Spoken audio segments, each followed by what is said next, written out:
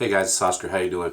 I'm here to do a little video. It's not going to be a shave video. It's not a shave of the day recap. I didn't shave today. I shaved yesterday.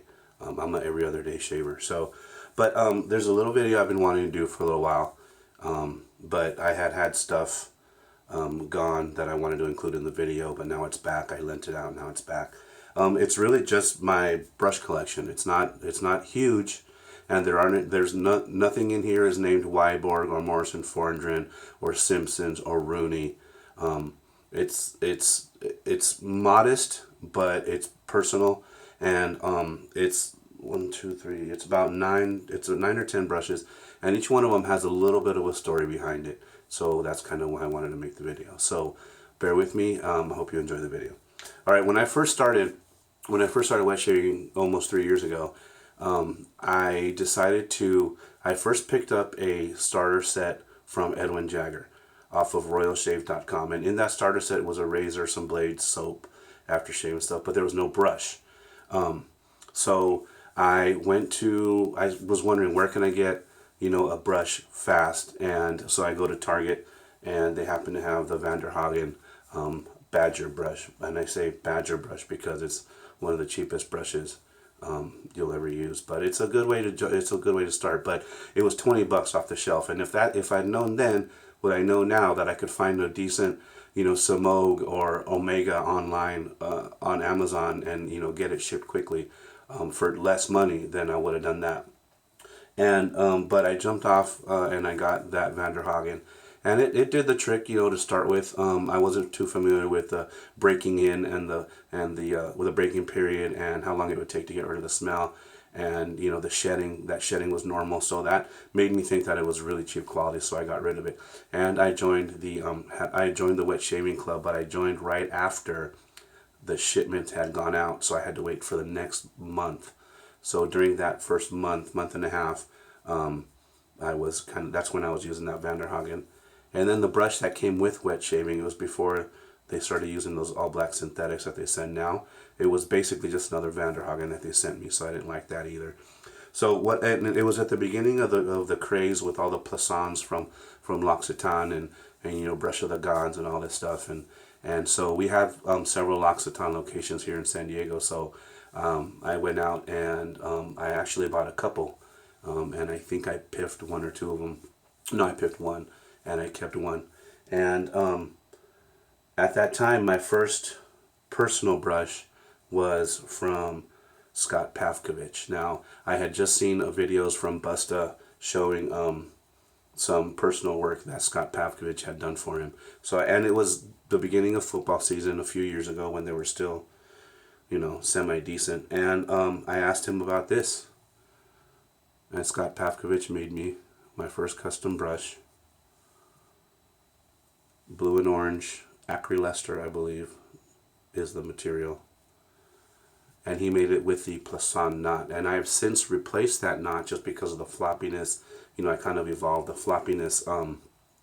It just became something I didn't like. So I had it replaced by Rob Phillips at Local Gent Shaving Company. This is his Silvertip Badger. And this is my favorite knot now. This thing feels like it was broken in. The first time I used it, it felt like I'd been using it for months. So that was my first custom Scott Pavkovich. Rob Phillips, Local Gent, Silvertip. Now, after, seeing some of the collections some of the other guys had, Stallion. Stallion is all about Savile Row. I think he has a couple of faders, but he's all about Savile Row. And then the Shave the Man group decided to undertake this project of a group brush from Savile Row with Anthony Esposito kind of spearheading, and David kind of spearheading that whole project. And it took some convincing to pull the trigger on the price, and I think the price was about $140, give or take a few. And it took me a little convincing. Like I asked David, I was like, "Hey, dude, help convince me to pull the trigger." And he says, "Well, it's rare. It's something you can always talk about. Good conversation piece." I forgot the name of the guy who runs Savile Row, but he's getting up there in years. Who knows how long he'll be doing this again. And there hasn't been another one since as far as group purchases go. So the Savile Row Shave the Man 2015 Silvertip Badger. This was my first high-end brush. Actually, it's pretty much my only high-end brush right now. And still love it. Still broken in. Can't believe I've seen people get rid of these. I don't know that I ever will. So that was my first high-end brush, Savile Row. And along the way, I was seeing people like Thomas Burgess doing their own brush projects and stuff. And I was at work one day, and I saw a buddy smoking a cigar on a break. And they had these cigar bands. There's a Macanudo Vintage cigar band. And this is from a starter trial set that I got from Art of Shaving. Now, this is a little cheap Badger brush. I figured it'd be good for traveling. And then people were, I think Stallion and some people were talking about the little Elf Kabuki brushes from Target that were like this big and they cost like $6. And so I said, travel brush idea. This was the little knot out of that little trial brush from Art of Shaving. And it's only about, I want to say it's maybe 17, 18 millimeters. It's not very big. But I just had the idea of trying to stick it in that cigar band. And I did the epoxy because there was a little loose area. Did the epoxy. And since it's hollow, I closed off the bottom and I epoxied that's a California quarter. The state quarters. That's one from California. And it was just something I was messing around with. So again, this is a cigar band from Macanudo. And just put the brush knot in there. I mean, it works. It does the trick. It's not very quality at all, but it works. I've used it a couple times. So that was just a little thing I was tinkering with. First restore, Thomas Burgess. I went around to a couple local antique shops and found a couple. This was brown. And as you can see, the cracks. There was cracks in there. The knot was all shot out and everything. I got in touch with Thomas Burgess and he did this restore for me.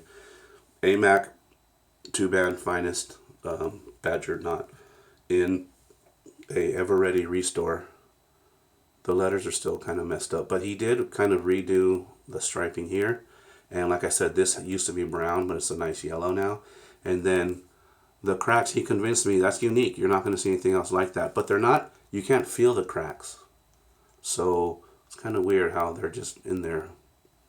But this is still one of the best knots that I have. This is also, yeah, it's Anthony Mackenzie 2-band finest, and it's broken in really well.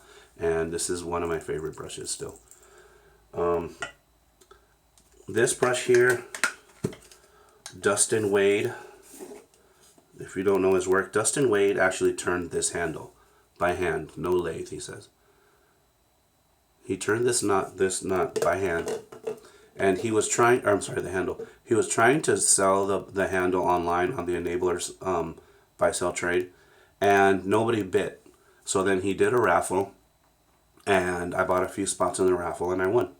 So this is that, and then it was just the handle. I asked him if he could get a knot for it. This is also an Anthony Mackenzie 2-band finest Badger, and this was lent out for a while. And it's still not as broken as I would like.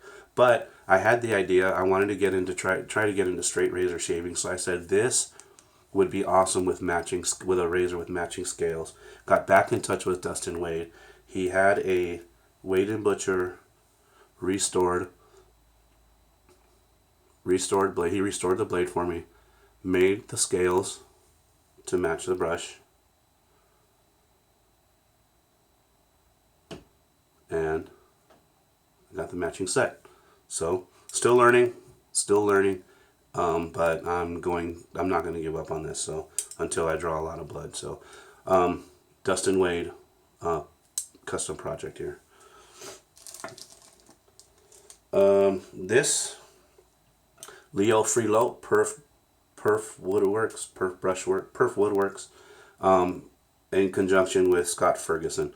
I wanted something, I had a ton of ideas as far as more custom work, and I'd seen a lot of Leo Freelow's work, and I wanted it to, at first it was going to be along the lines of the Thin Blue Line in law enforcement. It was when, last year or so, when, a lot of the anti-LE stuff was going on, and it was going to be a Thin Blue Line idea, but then I kind of wanted to stick to my own department uniform. And here we go. So it's just, I forgot Eveready 200-3 replica, if I'm not mistaken, as far as the shape. And it's just a green and a kind of a desert camo color. 2-band finest knot. Still getting broken in as well. This actually just came back to me as well. There's one guy at work I'm trying to convert, and he had borrowed this for a little while. And so, Leo Freeload. And this is my PAA Phoenix double open comb, which I had redone by Scott Ferguson at North Shore Razors to match this. Okay. And this brush here from Hazlitt's Gentleman's Apothecary, Dean Mark Walter. I got this in a raffle that Christian Levesque was running for November, last November. And it's a beautiful handle. The brush, I believe, is Boar. The I'm trying to get it. I'm gonna replace the knot. Just because it's super stiff. It has glue all the way up here. I think Dean had mentioned it was kind of one of their prototype kind of brushes, and he donated it for the raffle, and I was lucky to win. It just has kind of a string with this little, nautical wheel motif and a coin, an old nickel, I believe. No, a $50, 1934, $50 coin on the bottom, and the stand. So, Hazlitt's Apothecary, Dean Mark Walter. Okay, this one, I always liked the look of some of the Simpsons, and just that classic kind of faux ivory kind of look, and but I wasn't gonna pull the trigger with the money. But during a kind of a lunch meetup in Riverside, Brian Schrock had a Simpsons that he sold to, I don't remember whom, and I'm sorry about that. But I saw it in person, and again, I had my eye on this brush. I saw it in person, and then I said, it looks so much better in person than any pictures. And this looks very, very similar to that. It is the Club Manchurian from Peter Sharkalis' Shaving Shop Online. It's a 30 millimeter brush, as far as if I'm not mistaken, either 28 or 30. I want to say 30. So it's dense, but the tips are broken in, and they feel fantastic on the face. Now it's a good sturdy handle. It's a thicker handle.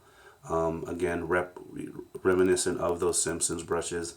And when I saw that Simpsons in person, I had decided to pull the trigger on this one. $49 in the club for Peter Sharkalis' Shaving Shop Online.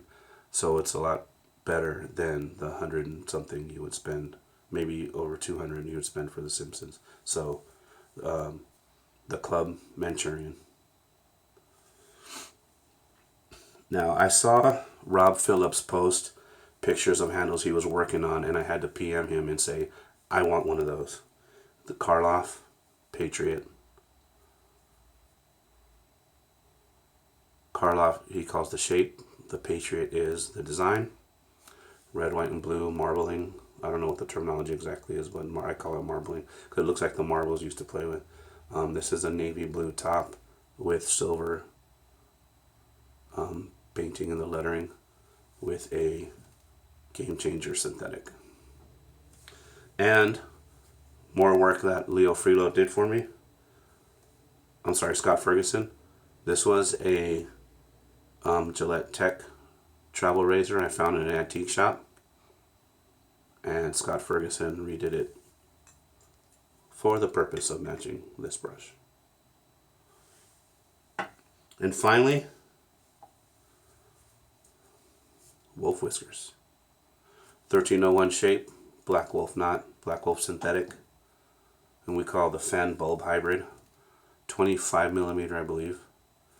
Black cherry ice, white pearl swirling on top, the Wolf Whiskers logo coin. And the tips are fantastic on this. I love using it maybe on softer soaps. I know it'll work on the harder, the triple milled soaps, the Martin de Condres and whatnot. But I just prefer to use it on the softer ones so far. But Black Wolf Wolf Whiskers, Black Cherry Ice, White Pearl. That's it. Those are my brushes. So, like I said, each one kind of has a little story behind it, and just wanted to share that with you guys. Again, no super high end stuff, but like I said, what I got is mine and it's personal, and that's it. So, just want to share that with you guys. So, I hope everybody is well. Regiment Shave Gear, check it out. Eric Trejo, good work, and everybody be well. Have a good day. Bye.